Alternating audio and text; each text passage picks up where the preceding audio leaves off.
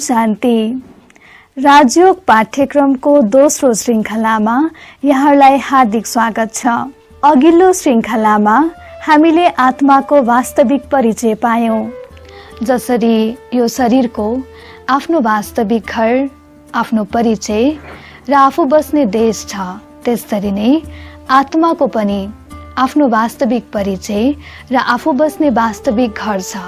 यो अद्भुत दुनिया जहाँ हरेकको विचार अलग अलग छ, स्वभाव अलग अलग छ, कर्म अलग अलग छ र भाग्य पनि अलग अलग छ। यो दुनियाँमा तपाईँ हामी कहाँबाट आयौं त? कयौं मानिसहरूले भन्ने गर्छन् कि जुन बाटो अपनाए पनि, जुन धर्ममा लागे पनि, जसलाई गुरु माने पनि आखिर जाने त एउटै ठाउँमा नै हो। तर यदि गन्तव्य कहाँ हो भनेर हामीलाई थाहा छैन भने कतातिर यात्रा गर्ने हामी अन्योलमा पर्छौं र धेरै ठाउँमा पनि भड्किनु पर्छ। मानिसहरू मुक्ति र पूर्ण शान्तिको शुभ इच्छा त राख्छन्, तर उनीहरूलाई थाहा छैन त्यो मुक्तिधाम अथवा शान्तिधाम कहाँ छ भनेर। उनीहरू परमपिता परमात्मालाई पनि याद त गर्छन्, उहाँलाई भेट्न पनि चाहन्छन्, तर उनीहरूलाई थाहा छैन त्यो पवित्र धाम कहाँ छ भनेर, जहाँबाट हामी आत्माहरू यस सृष्टि रूपी रङ्गमञ्चमा नाटक गर्नको लागि आयौं। त्यो पवित्र धामलाई सबैले भुलेका छन् र यथार्थ ज्ञानको अभावले गर्दा जान पनि चाहँदैनन् र कसरी जाने हो त्यो पनि थाहा छैन। दर्शक महानुभावहरू, आउनुहोस्, आज हामी यो सत्य रहस्यलाई जान्नेछौँ र हजुरहरूको जिज्ञासालाई पनि पूरा गर्नेछौँ। यो विश्व ब्रह्माण्डमा तीनवटा लोकहरू रहेछन्। एउटा साकार मनुष्य लोक, दोस्रो सूक्ष्म देवताई लोक र तेस्रो परमधाम अथवा परलोक। सबैभन्दा सुरुमा हामी चर्चा गर्नेछौँ साकार मनुष्य लोकको बारेमा। साकार मनुष्य लोक 5 तत्व जल, वायु, आकाश, अग्नि, पृथ्वी, यो 5 तत्वले बनेको दुनिया हो। यो दुनियालाई नै साकार सृष्टि, विशाल रङ्गमञ्च र कर्म क्षेत्र भन्ने गरिन्छ।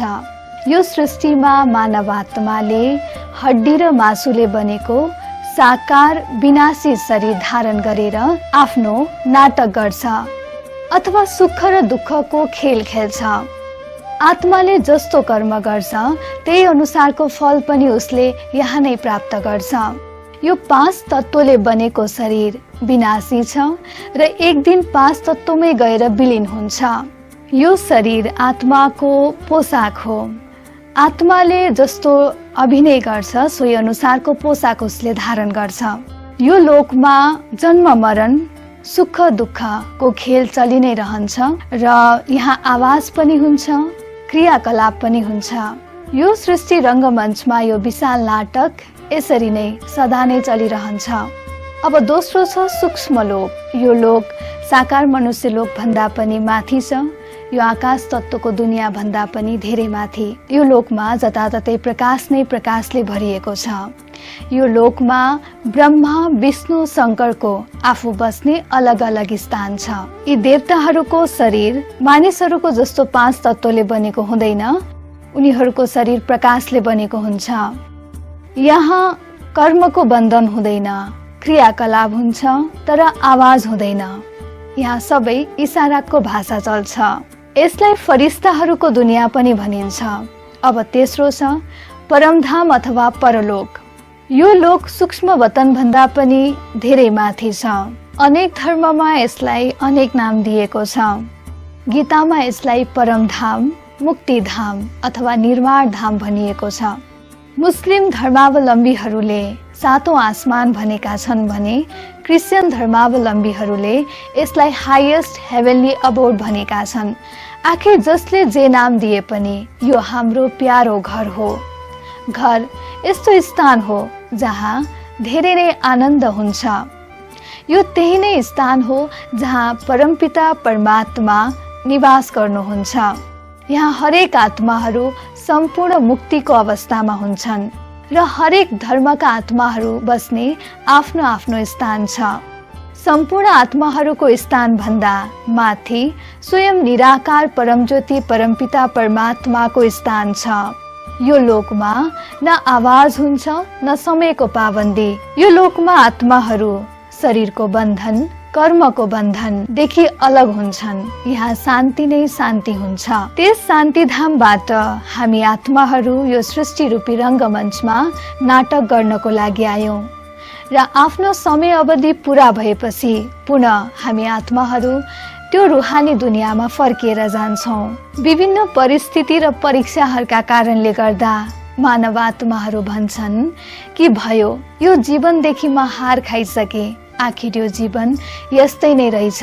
हे भगवान, मलाई सदाको लागि मुक्ति दिनुहोस्। फेरि कतिले भन्छन् यो संसारलाई छोडेर किन जाने, यो संसार त स्वर्ग समान छ। तर वास्तविकता यो छ कि सदाको लागि मुक्ति कसैलाई पनि मिल्दैन र सदाको लागि यहाँ बस्ने अनुमति पनि छैन।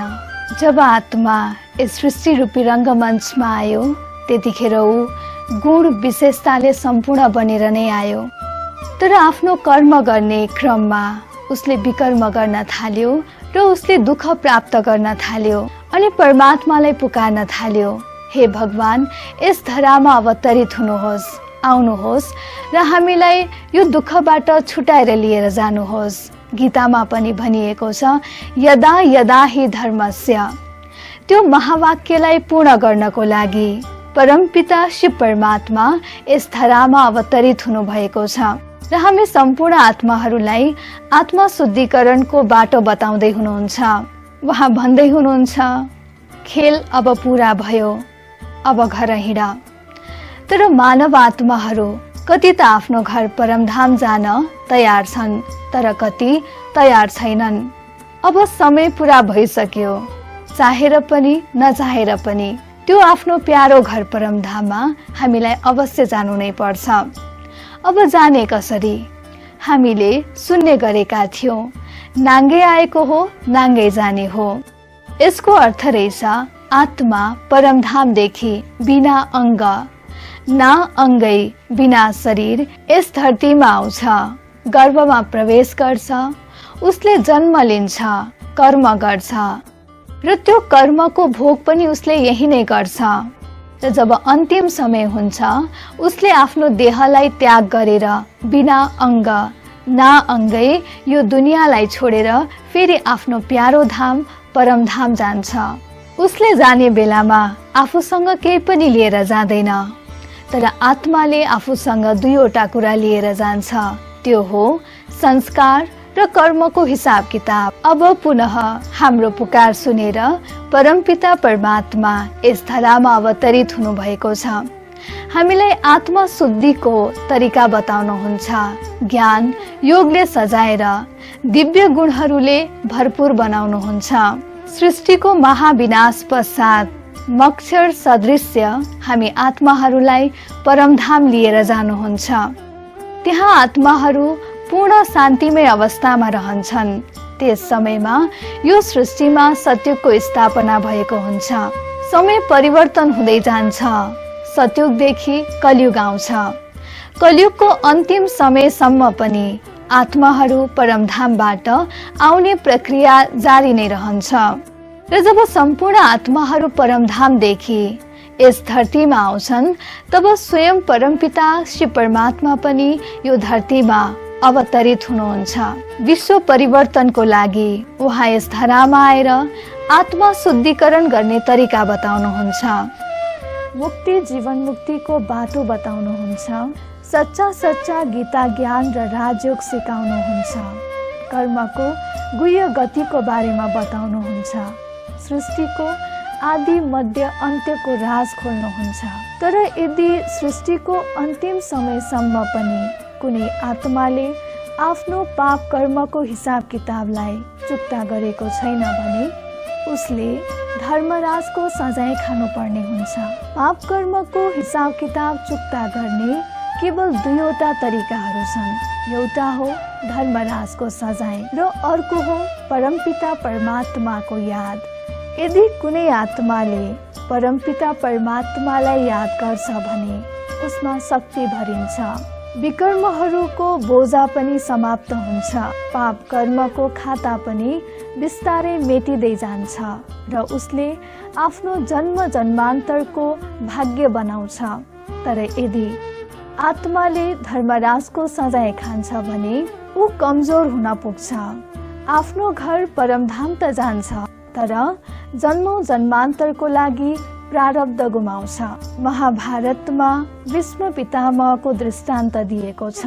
भीष्म पितामहलाई इच्छा मृत्युको वरदान प्राप्त थियो, तर पनि आफ्नो जीवनको अन्तिम समयमा उहाँलाई बाढको शैय्यामा दुःख कष्ट भोगेर समय व्यतीत गरेको देखाइएको छ र उहाँको त्यो दुःख पीडालाई देख्न नसकेर देह त्याग गर्ने आग्रह गर्दा उहाँले भन्नुभएको थियो कि यो दुःख पीडा कष्टमा जुन मेरो शरीरबाट एक एक थोपा रगत चुहिएको छ, त्यो रगतले मैले जीवनभरि गरेका पाप कर्महरूलाई पखाल्दैछ। दर्शक महानुभावहरू, हाम्रो जीवनमा आइपर्ने दुःख कष्ट पीडा रोग शोक यी सबै भनेका हाम्रो पाप कर्मको खातालाई मेटाउने साधन हो। कर्मको हिसाब किताब मेटाउनको लागि धर्मराजको सजाय खाएर कठिन बाटो हिँड्नु भन्दा परमात्माको याद गरेर सहज बाटो अपनाउनुमा नै बुद्धिमानी हुन्छ। दर्शक महानुभावहरू, हामीले गरेका पुण्य कर्महरूले पनि हाम्रो सजायलाई कम गरिदिन्छ।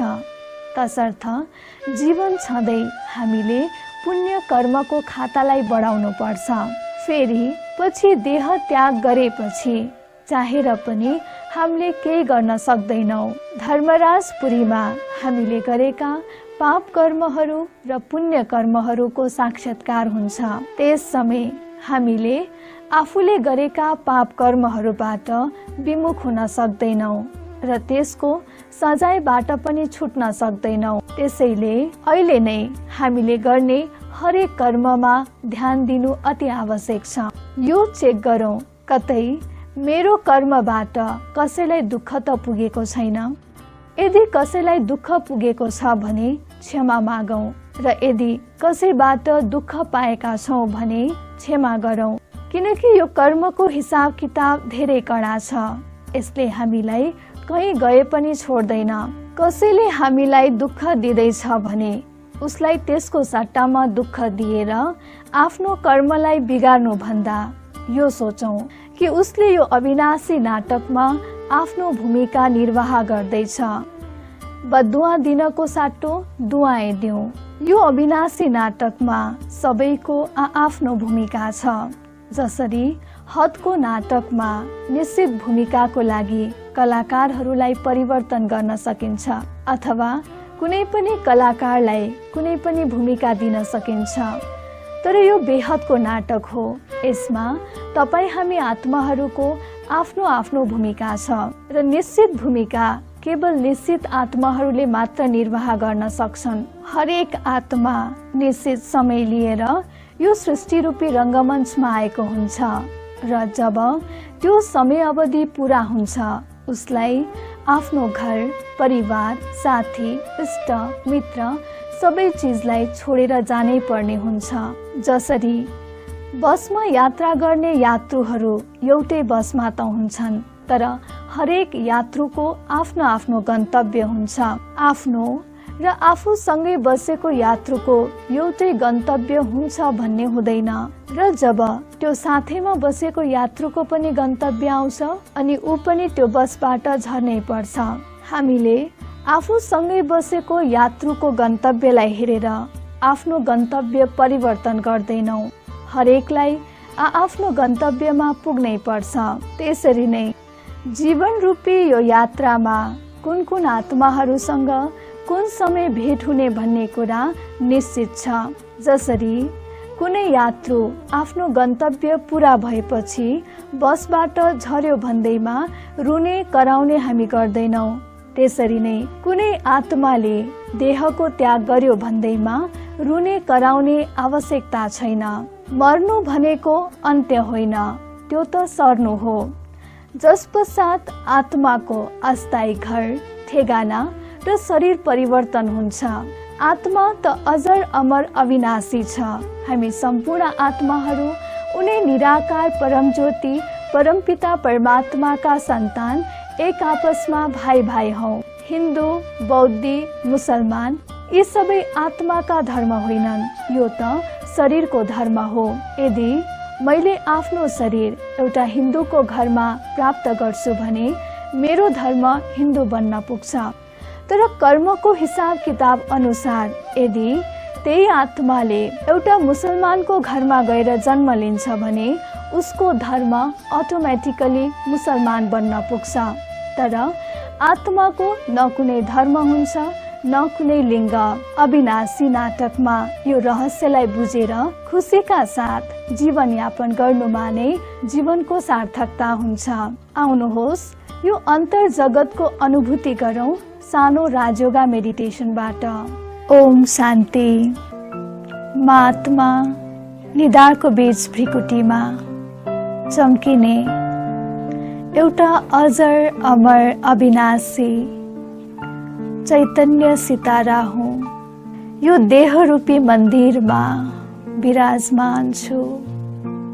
यो शरीर नाशवान छ। सृष्टि रूपी रङ्गमञ्चमा म आत्माले जस्तो भूमिका निर्वाह गर्छु सोही अनुसारको पोसाक धारण गर्छु। यस साकार मनुष्य सृष्टिमा म आत्मा आफ्नो भूमिका निर्वाह गर्न आएको हुँ। म अति शान्त स्वरूप आत्मा हुँ। म महसुस गर्दैछु निधारको बीच भागबाट बिस्तारै शरीरदेखि अलग हुँदैछु। बादलको दुनियाँलाई पार गर्दै म आत्मा चन्द्रमा तारागणहरूलाई पनि पार गर्दै म पुग्छु एउटा प्रकाशमय दुनियाँमा जसलाई सूक्ष्म लोक भनिन्छ। त्यस सूक्ष्म लोकमा एउटा प्रकाशको शरीर धारण गर्छु।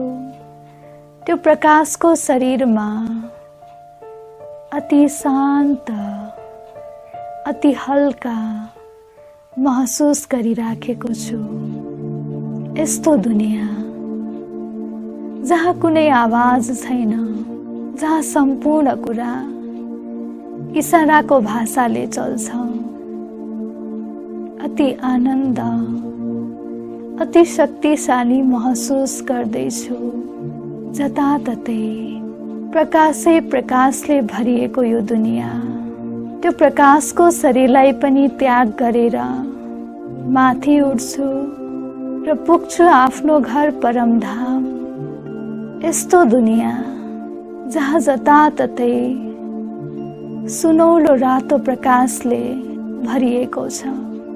गहिरो शान्तिको अनुभूति गर्दैछु। म देख्छु मेरो ठीक अगाडि अखण्ड ज्योति परमपिता शिव परमात्मा हुनुहुन्छ। आहा, मेरो घर। म आज आफ्नो पिताको सानिध्यमा छु। अति दिव्य अति शक्तिशाली महसुस गर्दैछु। आफ्नो घर परमधामदेखि तल आउँछु सूक्ष्म लोकमा। त्यो बादललाई पार गर्दै नीलो आकाशमा उड्दै र देख्छु म आफ्नो शरीरलाई निधारको बीच भागबाट शरीरमा प्रवेश गर्छु। अति शक्तिशाली अति शान्तमय महसुस गर्दछु। ओम शान्ति।